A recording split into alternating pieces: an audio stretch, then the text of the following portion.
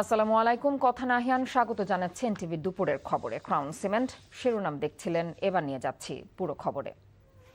সরকার জনগণের ভোটে নির্বাচিত, তাই ইশতেহার অনুযায়ী প্রতিশ্রুতি পূরণে বদ্ধপরিকর জানিয়ে প্রধানমন্ত্রীর অর্থ পরিকল্পনা উপদেষ্টা ডক্টর রাশেদ আল মাহমুদ তিতুমির জানিয়েছেন, ভর্তুকি, ব্যাংক সুদের হার, মূল্যস্ফীতি, মেগা প্রকল্প এবং বিনিয়োগ সহ সবকিছু বিবেচনায় নেওয়া হয়েছে আসছে বাজেটে। অর্থনীতি সংশ্লিষ্টরা ট্যাক্স না বাড়িয়ে বিনিয়োগে গুরুত্বের পরামর্শ দিয়েছেন। এনটিভির কেমন বাজেট চাই অনুষ্ঠানে এসব কথা বলেন তারা, জানাচ্ছেন হাসান মাহমুদ। টিভি দীর্ঘ 17 বছর ধরে এই অনুষ্ঠানটা করে আসছে। এই অনুষ্ঠান আসছে বাজেটে সাধারণ মানুষ এবং ব্যবসায়ী সহ বিভিন্ন শ্রেণী পেশার প্রতিনিধিদের চাহিদা ও ভাবনার বিভিন্ন প্রসঙ্গ উঠে আসে। তো কেমন বাজেট চাই অনুষ্ঠানে সেই অর্থে এই বাজেটের সামনে আছে। বর্তমান সরকারকে বিগত সরকারের উত্তরাধিকার বহন করে বাজেট প্রণয়নের কথা ভাবতে হচ্ছে, এমন বাস্তবতা স্বীকার করে অর্থনীতি বিশেষজ্ঞরা বলছেন, অর্থনৈতিক স্থিতিশীলতা এনে দরকার বিনিয়োগকে সর্বোচ্চ গুরুত্ব দেয়া আর মূল্যস্ফীতিকে নিয়ন্ত্রণে রাখার চেষ্টা করা। স্থিতিশীলতা একটা বড় জিনিস, স্থিতিশীলতা না থাকলে অন্য কিছু করা যায় না। বিনিয়োগটাকে সর্বোচ্চ গুরুত্ব দিয়ে এই সরকারের সামনে এগিয়ে নিয়ে যাওয়ার ব্যাপার ছিল। বিনিয়োগের পক্ষের যদি আমরা ভর্তুকি এবং যে সমস্ত ট্যাক্স এক্সপেন্ডিচার রেয়াত দিয়েছি সেগুলি যেন যায়।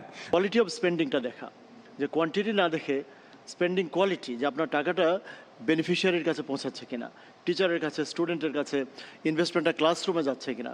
বর্তমান সরকার জনগণের ভোটে নির্বাচিত, তাই ইশতেহার অনুযায়ী প্রতিশ্রুতি পূরণে বদ্ধপরিকর, এমনটা জানিয়ে প্রধানমন্ত্রীর অর্থ পরিকল্পনা উপদেষ্টা জানান, ভর্তুকি, প্রণোদনা, ব্যাংক সুদের হার, বিনিয়োগ সবকিছু বিবেচনায় নিয়ে জনবান্ধব বাজেট করতে চায় সরকার। বর্তমান মূল্যস্ফীতির কারণে সুদের হার কিভাবে যৌক্তিকীকরণ করবে নিশ্চয়ই বাংলাদেশ ব্যাংক। তবে আমরা আশা করি এই যে বাংলাদেশ ব্যাংক একটা বড় আকারের তহবিল গঠন করবে, যার মাধ্যমে বিনিয়োগ উৎসাহিত হবে, বিশেষ করে বন্ধ কলকারখানা উৎসাহিত হবে এবং আমাদের বাংলাদেশের মেরুদণ্ড অর্থাৎ অতি ক্ষুদ্র, ক্ষুদ্র এবং কুটির শিল্প পুনর্জাগরিত হবে এবং আপনাদের রপ্তানি বহুমুখীকরণ হবে। সরকারের যে সমস্ত শেয়ার আছে সেগুলি পুঁজিবাজারে ছাড়তে হবে। পুঁজিবাজারকে তেজি করার জন্য এইটা হলো অন্যতম পদক্ষেপ। আগামী বাজেটে কোনো ধরনের ট্যাক্স যেন না বাড়ে, প্রশ্নই ওঠে না, কোনো ট্যাক্স যেন কোনো জায়গাতে না বাড়ে। কৃষি, শিক্ষা, স্বাস্থ্য খাতে নজরদারি বৃদ্ধির পাশাপাশি জ্বালানি নিরাপত্তার বিষয়ে গুরুত্বারোপ করে আলোচকরা বলেছেন, সরকারের এ নিয়ে গণশুনানি জরুরি ছিল। যে আপনারা আমাদের কাছ থেকে জবরদস্তি করে কর আদায় করেন, সেই করের টাকাটা কোথায় খরচ করেন সেই হিসাব তো কোনোদিন দিলেন না।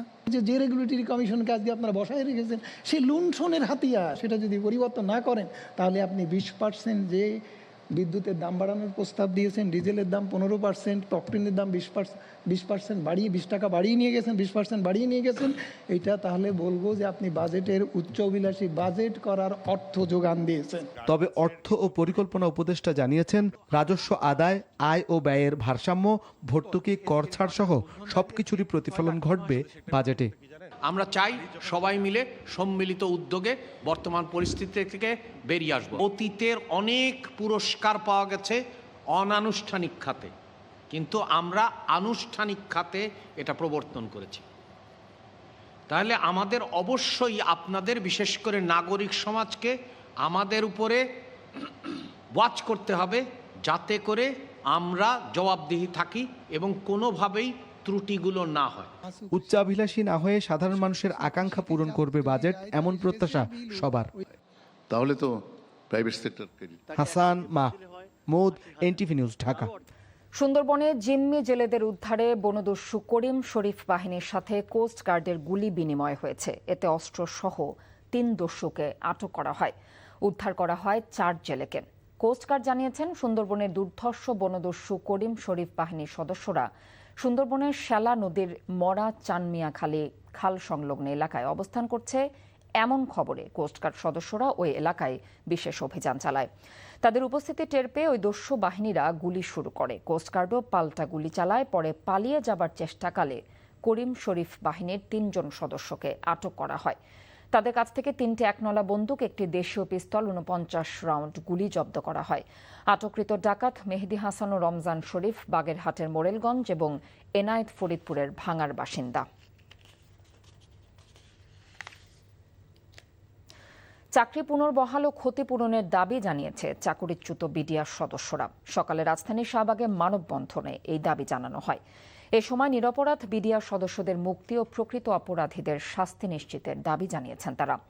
চাকরিচ্যুত বিডিআর সদস্যরা অভিযোগ করেন, নিজেদের ও পরিবারের সদস্যদের নিরাপত্তা নিশ্চিত এবং প্রতিরক্ষামূলক ব্যবস্থা গ্রহণের জন্যই শুধু অস্ত্রাগার থেকে অস্ত্র ও গোলাবারুদ ব্যবহার করা হয়েছিল। তাদের অভিযোগ, হাজারো নিরীহ বিডিআর সদস্যকে জেল জরিমানা, চাকরিচ্যুতি এবং বাধ্যতামূলক অবসরে পাঠানো হয়েছে। মানববন্ধনে বক্তারা নির্যাতিত এসব পরিবারের সদস্যদের প্রতি দায়বদ্ধতা থেকে অবিলম্বে চাকরিতে পুনর্বহাল, বকেয়া বেতন ভাতা এবং অন্যান্য সুবিধা ফিরিয়ে দেবার দাবি জানিয়েছেন।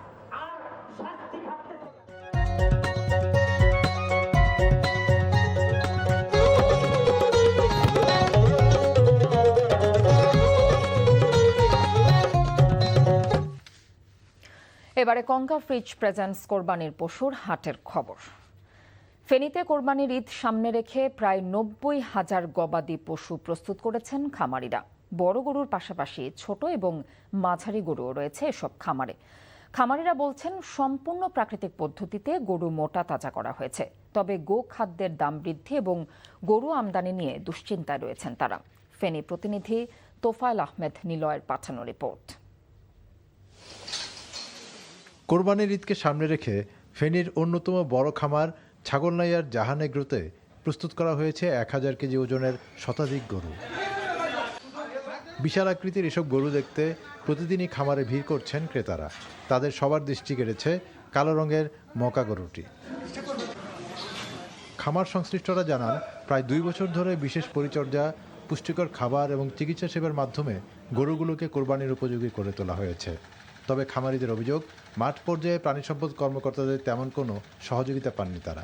আর আমাদের মেইন সমস্যা হলো, আমাদের প্রাণী সম্পদ অধিদপ্তর থেকে আমরা কোনো সহযোগিতা কেউ কখনো পাই নাই। সার্বিক সকল কিছুরই দাম বেড়ে যাওয়াতে এখন গোখাদ্যের দামও অনেক বেশি। এখন তো দেখা যাচ্ছে আমাদের সাথে কাস্টমারের দামের অনেক পার্থক্য থেকেই যাচ্ছে। ক্রেতাদের চাহিদার কথা মাথায় রেখে বড় গরুর পাশাপাশি ছোট ও মাঝারি গরু প্রস্তুত করেছে ফুলগাজীর উত্তর খাজুরিয়ার মদিনা এগ্রো ফার্ম। তবে জ্বালানি ও গোখাদ্যের দাম বৃদ্ধির কারণে দামে কিছুটা পার্থক্য দেখা যাচ্ছে। তবুও সন্তুষ্ট ক্রেতারা। গরুর যে ব্যবস্থাপনা সব কিছু মোটামুটি ভালো লেগেছে। আশা করি মোটামুটি আরেকটা সুবিধা এখানে জানতে পারলাম, লাইভ ওয়েটের মাধ্যমে গরু ওনারা এখানে বিক্রি করবে। হাট বাজারে তো মোটামুটি গ্যাদারিং থাকে অনেক, আর এখানে ওদের ফেজে গরুগুলা দেখছিলাম, সুন্দর লাগছে।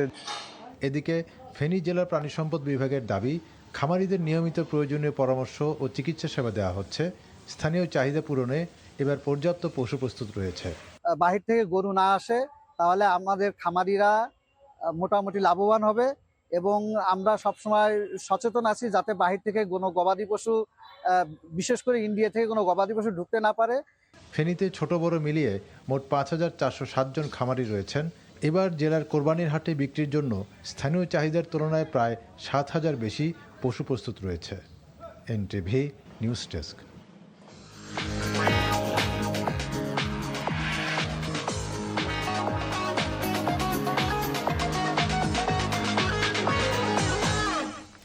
এবারে মার্কেন্টাইল ব্যাংক অর্থনীতির খবর। বৃষ্টি ও আমদানি কমার অজুহাতে বাজারে সবজি ও মাছের দাম চড়া। চালের দাম বস্তা প্রতি 100 থেকে 150 টাকা বাড়তি। নাজিরশাইল, কাটারি ভোগ, মিনিকেট সহ অধিকাংশ চালই কেজি প্রতি বেড়েছে 4 থেকে 5 টাকা। বিক্রেতাদের দাবি, মিলারদের দামে কিনতে হচ্ছে তাদের। বড় মাঝারি আকারের মাছের দাম কিছুটা বেড়েছে গত সপ্তাহের তুলনায়। এছাড়া নদীর মাছ ও রুই কাতলা মাছের দাম বেশি হলেও ছোট মাছ পাওয়া যাচ্ছে সহনীয় দামে। বৃষ্টিপাত আমদানি কমের কারণ জানিয়ে বিক্রেতারা বলছেন, দেশের বিভিন্ন প্রান্ত থেকে আশানুরূপ সবজি মিলছে না। পটল, চিচিঙ্গা, ফুলকপি, টমেটো সহ নিত্যপণ্যের দাম কেজিতে 80 থেকে 130 টাকা পর্যন্ত। সাধারণ ক্রেতারা বাজার নিয়ন্ত্রণে ব্যবস্থা নেবার আহ্বান জানিয়েছেন। যেগুলো পুরান চাল আগের মতোই আছে, কোনোটা এদিক সেদিক হয় না, শুধু নতুন চালের বাজার একটু কমে নাকি বাড়ছে। কক মুরগি আছেন 450, 350 হয়েছে। কাঁচামরিচ 160, পটল এটা 80 টাকা, আরেকটা আছে 120 টাকা। শসা একটা আছে 80 টাকা, আরেকটা আছে 120 টাকা। আয়ের সাথে বাংলাদেশের ব্যয়ের বাজার কখনোই সঙ্গতিপূর্ণ ছিল না, আর হবেও না।